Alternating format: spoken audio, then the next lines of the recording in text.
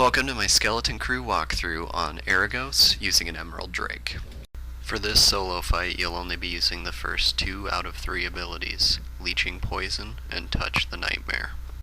Begin by stacking Leeching Poison to its max, which is 3 stacks. Then throw in Touch the Nightmare for some added damage. 15 seconds after aggroing Eregos, the first wave of whelps will spawn.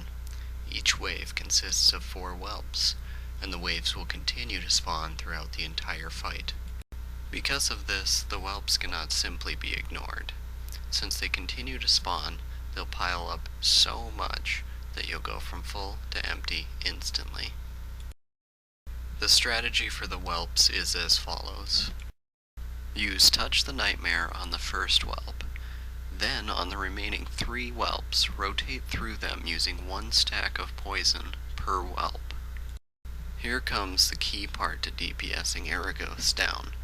Whenever you use Leeching Poison, it not only tries to add a stack, but it also refreshes all the stacks already on the target. So, after poisoning all of the whelps, switch to Eregos and use Leeching Poison once to refresh all of the stacks. Then, switch back to the whelps in the order they were poisoned before and add a second stack.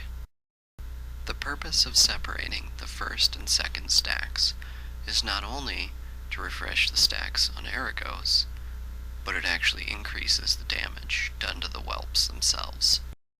The reason for this being is when you add the second dot, refreshing it immediately after the first, then you're not adding very much time. However, if you're to wait a while into the dot before refreshing it, then you add extra time and therefore extra damage. You'll notice for this that enemy health bars should be made visible. The mouse should be dedicated to targeting only, while the other hand should be on the keyboard for ability use. Once the second dot has been applied to all the whelps, don't worry that they still have a lot of life, they'll die. Switch back to Eregos and refresh the dots and get ready because there's another wave coming. That about wraps us up. I'm going to end by talking about some possible complications and what you should do to fix them. The first problem is when you miss with an ability. The real problem is whether you notice the miss right away or not. If you do notice the miss right away, go back to the target and just reapply the poison quickly. Now, if you don't notice right away, what's going to happen is you're going to end up having whelps with half-life all the way down to a sliver of life left, and they're going to start to pile up.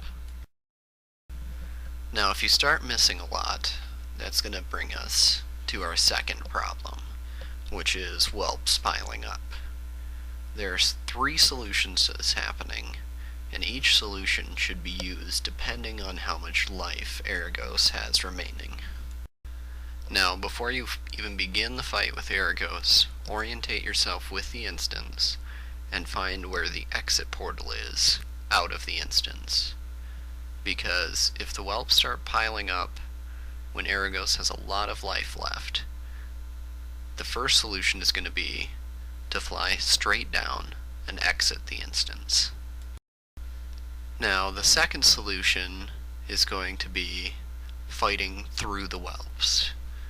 Now, this solution is best used maybe halfway into the fight, all the way up until the end. The reason being is it's very time consuming, and early on you might as well just exit and start over. But if you're already a ways into the fight, then stop DPSing Eregos and concentrate solely on the whelps. And sometimes it can get really crazy, but if you just use Touch the Nightmare whenever it's up and rotate through whelps as quickly as possible, then you can usually bust them out fairly quick. This last solution is really only viable towards the end of the fight, and it varies just a little bit from the previous solution in that you're going to keep DPSing Eregos and keep all 3 stacks up, but just do the best you can with the whelps that are piling up. Now you're going to find that you can actually handle, depending on your gear level, a lot of whelps, but you can't let them get too far. So that's why this really only works later in the fight, when you think you can kill Eregos in the next few minutes. Then it's going to be okay to let the whelps pile up for a while. Now if you miss with Touch the Nightmare instead of leeching poison, then what you're going to want to do is just hit it with a poison quickly, and then later in the rotation come back and hit it with its second poison to finish it off. When Touch the Nightmare's refresh comes back around, just use it on another full life whelp. The only other mechanic of the fight that you're going to want to know is that at 60% life and 20% life, Eregos is going to use an ability called Planar Shift, which makes him immune to damage for 18 seconds. And during this time, planar anomaly sparks are going to spawn and chase you around.